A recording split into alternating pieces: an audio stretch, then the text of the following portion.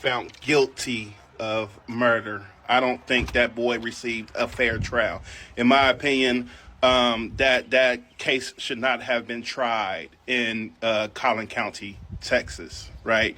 The defense should have been granted the motion to change venue. Right? There was no black jurors. Obviously, all of the witnesses were biased and probably heavily influenced by the kind of sentiment that pervaded that community. Bro, it ain't just that community. You think, I mean, first of all, you're not entitled. Well, let me say it like this: you're entitled to a trial by jury, a jury of your peers. You're not entitled to a trial of people who are of your own race.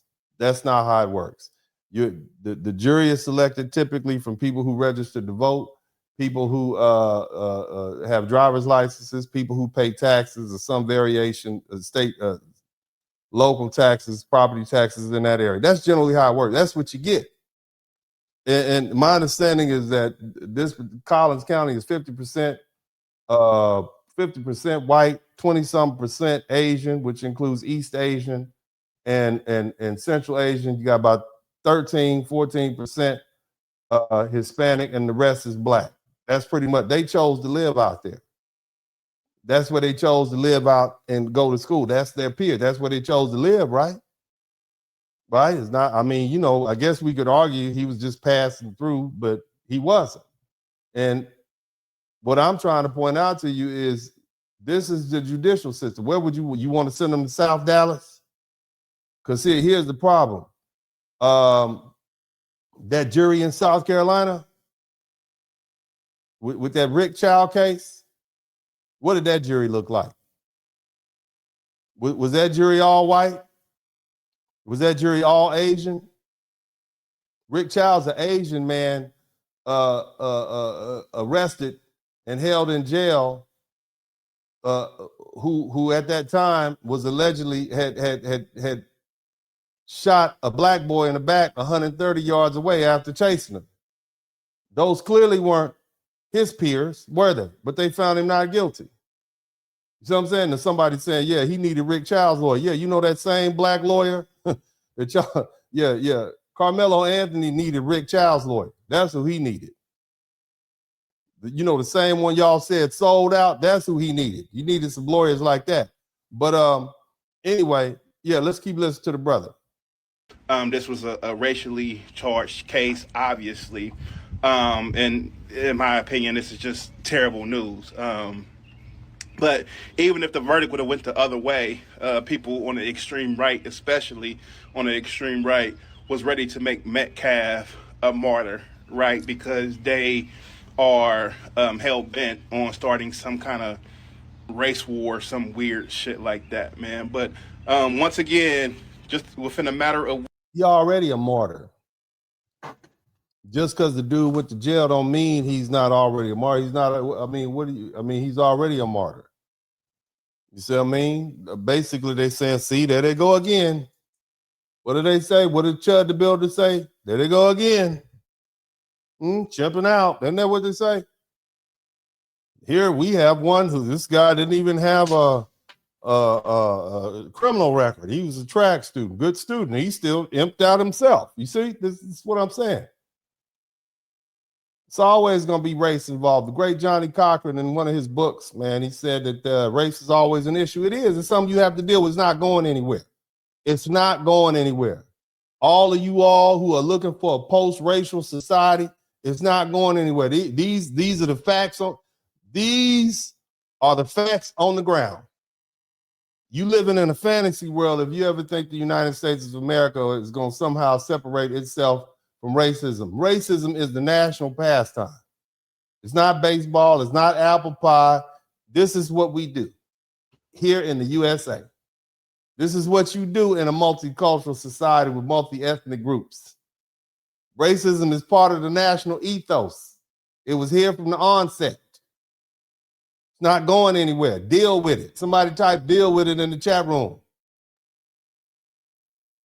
Period. But anyway, let's keep it moving. Let's look at the next video. All right.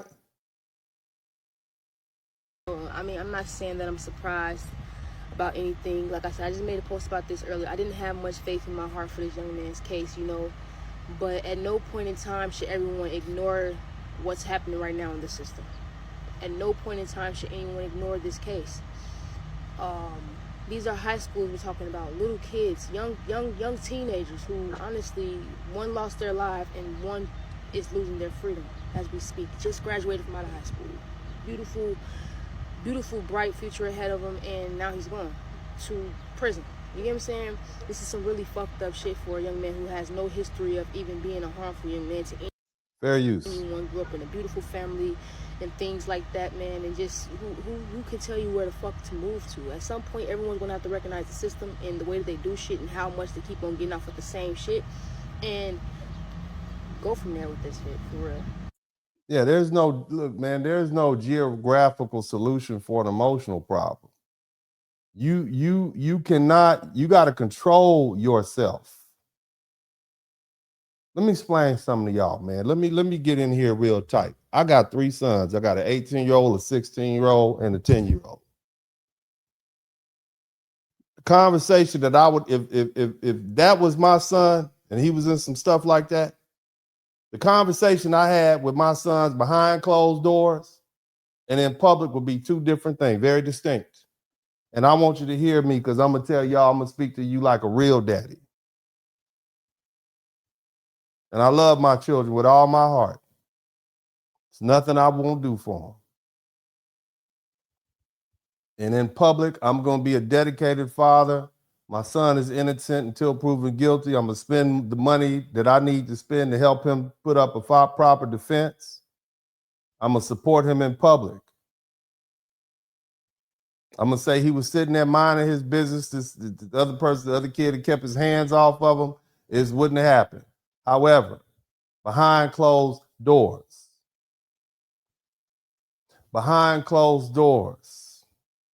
I'm going to have a whole different kind of conversation with him. I'm going to say, what the hell were you thinking? I'm going to say something like, you kill somebody because they push your ass. That's what we doing. Somebody pushed your ass. You ain't been pushed before. Your big dumb ass has killed somebody. Now you looking at you. Basically, you going to jail. You cost somebody a life. You done destroyed somebody else's family. That other little boy that you killed, he'll never have a wife. He'll never have children. He'll never be a grandfather. He'll never graduate from high school, college. He won't be able to go to the prom because your ass didn't want to get your goofy ass up and leave. Okay, if you didn't want to leave, your scary ass didn't want to, you that goddamn scared you got to pull a knife out. You big and bad enough to pull a knife out and stab somebody, but it's that much harder just to steal off on them. Have you lost your mind? And I would say to each and every one of my other guys, are you crazy? And this is what you doing?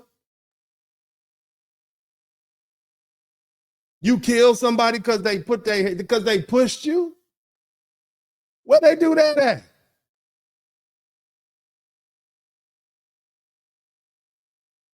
You don't kill somebody because they push you.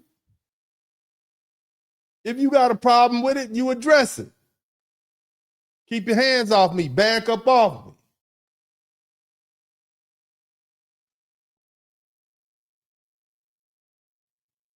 And if you don't like it, you hit their ass in the jaw so they learn their lesson. And some of y'all keep dwelling on the fact, oh, he was 200 pounds. What the hell does that mean? In the world of men, 200 pounds is not very big at all. 6'1", 200 pounds is not something I would even consider tall. That's pretty extra regular to me.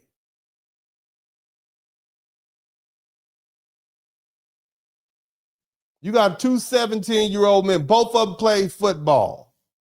You telling me that Carmelo Anthony was never pushed before on the football field by a linebacker or a lineman? I'm just saying.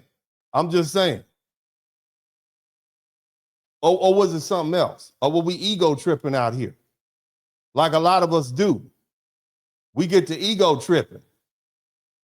Because we don't want to get punked in front of all these other people, our friends, people that don't give a damn about you now. You see all of them came to court and testified against his ass.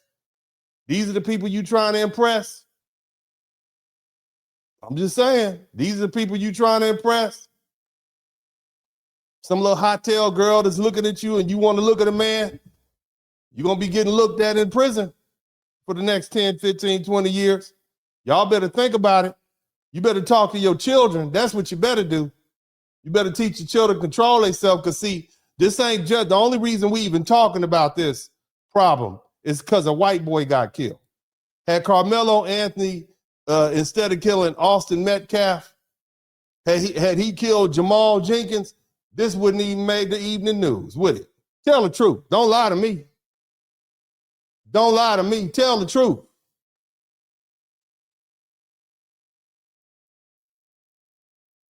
The only reason we talking about this problem because this boy jumped up and stabbed that white boy in the chest. That's why.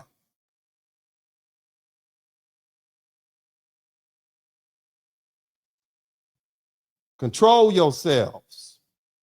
It's not that serious. How about that? How about we say that? How about instead of telling your children if somebody hits you, you hit them back harder? How about you say, why don't you try to avoid this conflict? Because you don't know where this is going to go. How about that?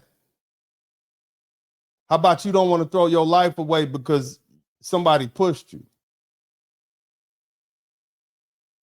How about you have more to live for than this little ego tripping that you're doing right now? You crash out. You throw your life away protecting a stadium seat. Not even a seat, a space on a bench. This is what you ready to crash out over that? I'm just saying, family, y'all don't have to listen to me. Don't listen to me. Don't listen to nothing I say. You go ahead and teach your children exactly what you want to. And let's see how far that gets you.